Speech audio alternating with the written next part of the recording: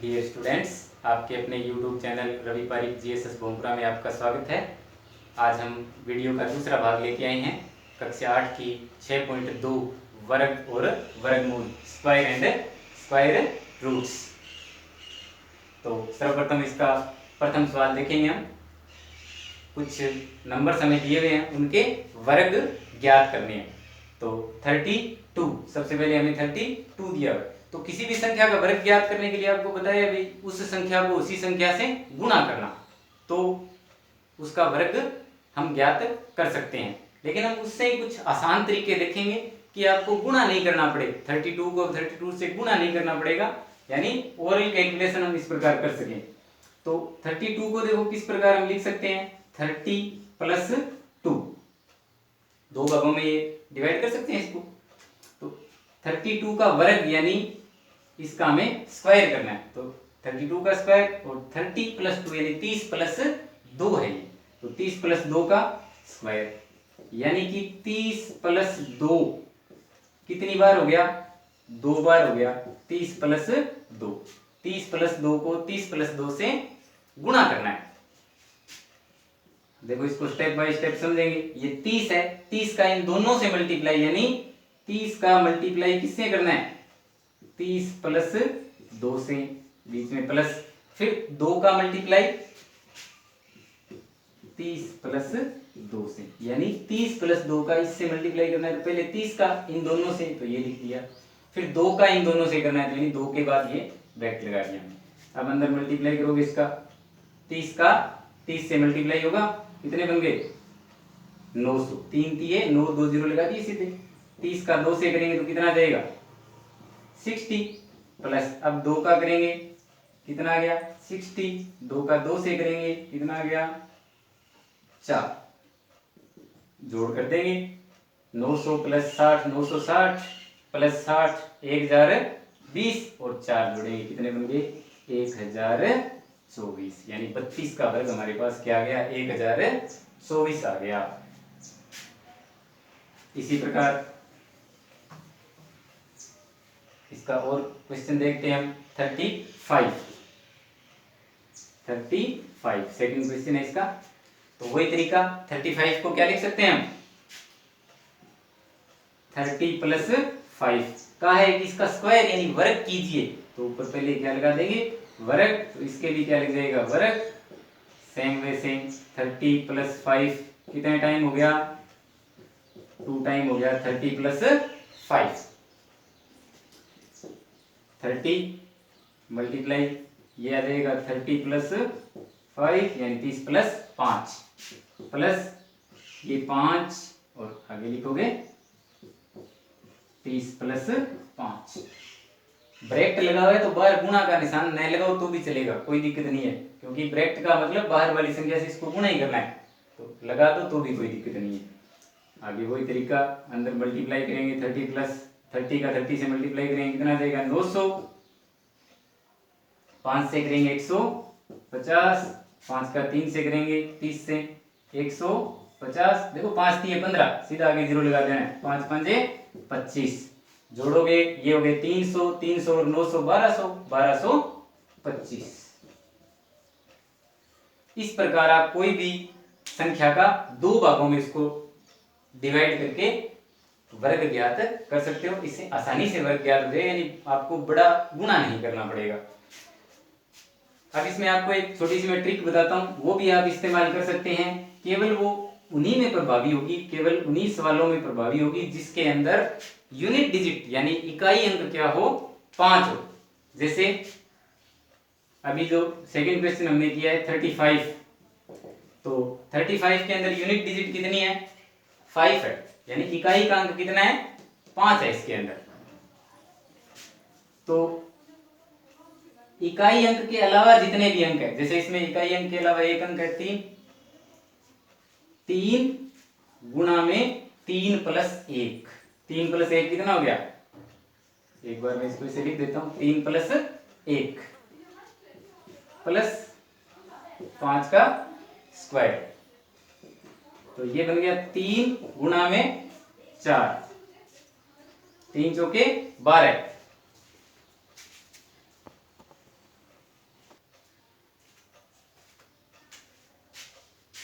3 गुना में 3 प्लस 1 ये 4 हो गया, प्लस ये 5 का वर्ग कितना 25। तो इसमें मल्टीप्लाई में देखो 3 गुना में 4, मल्टीप्लाई में यहाँ पे क्या होता है 100 होता है, कितना होता है 100 यानी 100। तो 3 गुना में 4 और यहाँ पे कितना आ गया 100 प्लस में 25। तो ये कितने बने 3 चौके 12 और 100, तो ये हो गए 1200 प्लस 25, तो कितने आए 1225। यानी संख्या का जो इकाई अंक है वो यदि क्या हो 5 हो तो दहाई अंक और सैकड़ा अंक, चाहे यहाँ पे 1 अंक हो चाहे 2 अंक हो, उसको उसके एक अधिक से गुना करना होता है। यानी 3 था तो 3 को किससे गुना किया 4 से, और साथ में लगा दिया 100। तो 4 3 चौके 12, 12 का 100 लगाया 1200 और प्लस में इकाई अंक का वर्ग, तो ये सीधा बन गया 1225। और इसको समझने के लिए हम एक और उदाहरण लेते हैं इसी का, जैसे 85 ले लिया मैंने, 85 का हमें क्या करना है वर्ग करना है। तो डायरेक्ट देखो इसको एक स्टेप में हम करने का प्रयास करते हैं। 8 मल्टीप्लाई 8 से अधिक क्या हो गया 8 से 1 ज्यादा 9, यानी 8 गुना 9, और साथ में क्या लगाना है आपको 100, यानी इतने 100 प्लस में 5 का वर्ग 25 इकाई अंक का वर्ग। तो ये कितना हो गया 8 ने 72, 7200 प्लस 25, तो क्या बना 7225। इसी प्रकार आप 2 डिजिट वाले भी कर सकते हो। जैसे 105 का वर्ग आपको ज्ञात करना है, तो 105 में इकाई का अंक तो हमारे पास क्या है 5 है, तो ये तो 5 का वर्ग हो गया इधर, तो प्लस ये 10 का एकाधिक, तो 10 को किससे गुना करना है 11 से, और साथ में क्या लगाना है गुना में 100। तो 10 को 11 से गुना करोगे कितना बन जाएगा 110, 110, 10 को 11 से गुना किया, और साथ में क्या 2 जीरो इससे गुना करना है, तो 100 से गुना करेंगे ये लग गया प्लस में 25, तो क्या देगा 11 जीरो 25। इस प्रकार ऐसी कोई भी संख्या जिसका इकाई अंक 5 है, आप बिल्कुल आसान विधि से संख्या उसका एकाधिक और गुणा में 100 लगाना है, प्लस में इकाई अंक का वर्ग करना है। इस प्रकार आप वर्ग ज्ञात कर सकते हैं। बाकी एक तरीका आपको जो मैंने पहले बताया है उस तरीके से आप कोई भी संख्या का वर्ग आसानी से ज्ञात कर ही सकते हो। इसका एक एग्जांपल और ले लेता हूं मैं 71, पहले प्रश्न का ही, ये आपके 5वां है 5th। 71 का आपको वर्ग ज्ञात करना है, तो 70 प्लस 1, 70 प्लस 1 स्क्वायर लगा दिया ऊपर, तो वही इसको 2 बार लिख दोगे 70 प्लस 1, 70 प्लस 1, 70 ऐसे कैसे गुणा में लगाना है 70 प्लस 1, इसी प्रकार यहां से क्या लेंगे हम 1 और गुणा में 70 प्लस 1, तो 70 का अब 7 का 7 से करना है 49, 2 जीरो आ जाएंगे आगे।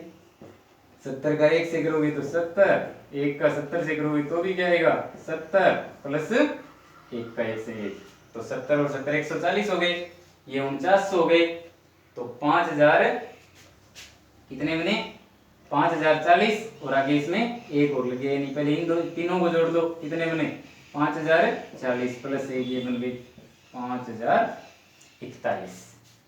तो इस प्रकार कोई भी संख्या का वर्ग आप बड़ी से बड़ी संख्या का भी कर सकते हो और छोटी से छोटी संख्या का भी वर्ग कर सकते हो, जिसको हम 2 या 2 डिजिट के अंदर डिवाइड कर सकते हैं। दूसरा इसी प्रश्नमाला के अंदर महत्वपूर्ण टॉपिक है, सेकंड टॉपिक पाइथागोरस त्रिक। तो पाइथागोरस त्रिक आपको पता होना चाहिए कि पाइथागोरस त्रिक क्या है। पाइथागोरस ने एक प्रमेय दी थी कि समकोण त्रिभुज के अंदर उसके लंब और आधार का वर्ग कर्ण के वर्ग के बराबर होता है। तो वही संख्याएं पाइथागोरस त्रिक होती है जिनमें किन्हीं 2 का वर्ग तीसरी के वर्ग के बराबर हो। जैसे एक बार हम केवल एग्जांपल लेते हैं 3, 4, 5, ये तीनों संख्याएं पाइथागोरस त्रिक है। क्यों है? क्योंकि 3 का स्क्वायर प्लस 4 का स्क्वायर बराबर होता है 5 के स्क्वायर। देखो 3 का स्क्वायर 9, 4 का स्क्वायर 16 और 5 का स्क्वायर 25। 9 और 16 कितने हुए? 25 बराबर में 25। इसलिए 3, 4, 5 क्या है? पाइथागोरस त्रिक है। इसी प्रकार 6, 8, 10, 6 का स्क्वायर 36, 8 का स्क्वायर 64 और 10 का स्क्वायर 100। तो 36 और 64 को जोड़ते हैं 100 और बराबर 10 का स्क्वायर भी 100। तो अब कोई संख्या पाइथागोरस त्रिक में है, तो अगर आपको एक संख्या पता लग जाए कि आपके पास एक संख्या कितनी है? 3 है, तो ये 3 एक संख्या है, तो बाकी दो संख्याएं आप कैसे निकालोगे? यानी आपको त्रिक के अंदर एक अंक पता लग जाए कि मान लो ये 6 है आपके पास, कितनी है? 6, तो बाकी दो क्या होंगे? तो ये जो 6 है ना, इसको हमें क्या मान के चलना है? क्या मान के चलना है? 2m मान के चलना है। क्या मानोगे? 2m, यानी 2m के बराबर है ये। तो यहां से हमें पता लग जाएगा कि m की वैल्यू कितनी है, कि 2m के बराबर 6 है, तो यानी 2 गुणा कुछ होके 6 बना हुआ है, तो m की वैल्यू कितनी हो गई? 2m के बराबर 6 है, तो m बराबर आ गया 6/2 यानी 3। तो m बराबर कितना आया? 3। m बाकी दो त्रिक है वो क्या होंगे? m² -1 और m² +1। ये बाकी दो त्रिक हो गए जो बचेंगे वो। तो m की वैल्यू 3 है हमारे पास, तो 3 का स्क्वायर -1, 3 का स्क्वायर कितना हो गया? 9, 3 के 9 -1 कितना आया? 8। इसी प्रकार 3 का स्क्वायर +1, तो 3 का स्क्वायर कितना हुआ? 9, 9 + 1 10। तो अगर हमारे पास पहला त्रिक 6 है, तो दूसरा कितना होगा? 8 और तीसरा कितना होगा? 10 होगा। इस प्रकार आप आसान तरीके से हम ज्ञात कर सकेंगे। विषम संख्या हो तो उसके लिए अलग तरीका है। अगर ये विषम संख्या है तो उसको हम m के बराबर ही मानेंगे सीधा, और फिर ये m² -1/2 m² +1/2 फॉर्मूला बदल जाएगा। लेकिन आपके अभी इसमें जो 6.2 है उसमें केवल सम संख्या ही है, तो हम केवल सम संख्या के बारे में पढ़ेंगे कि आपको अगर एक पाइथागोरस त्रिक दिया हुआ है वो सम संख्या है, तो बाकी पाइथागोरस त्रिक कैसे ज्ञात करेंगे?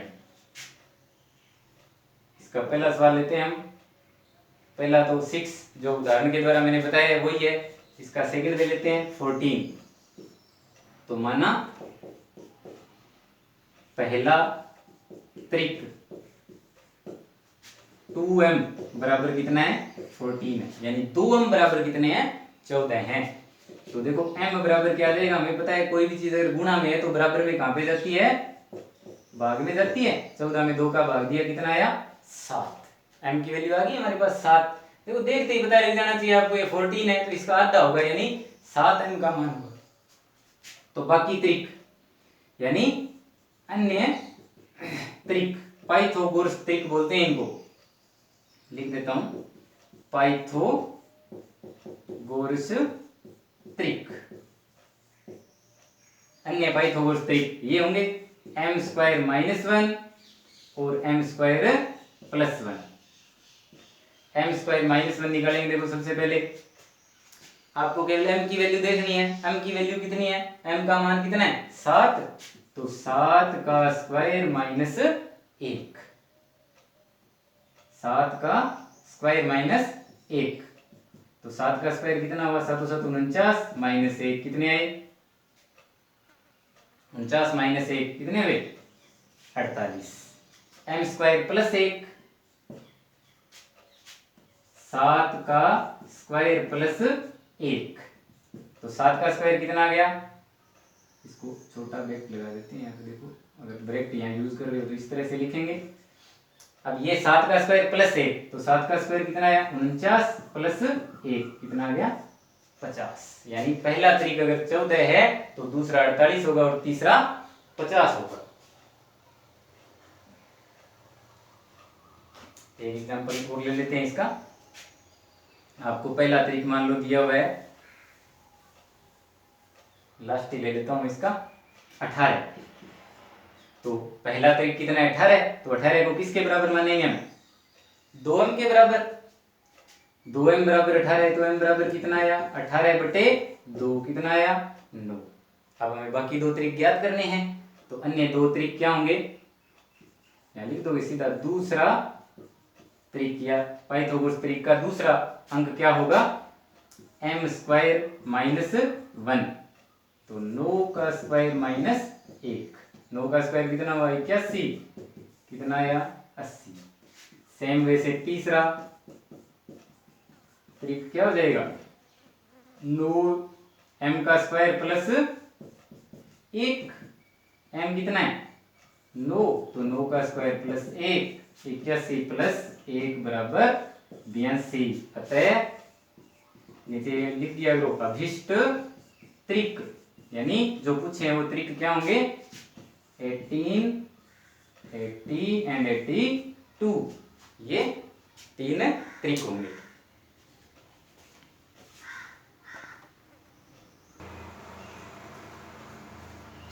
अपने जो प्रश्न वाला है 6.2 उसमें तो 2 ही सवाल है, एक तो वर्ग ज्ञात करना और एक उसके बाद पाइथागोरस त्रिक ज्ञात करना।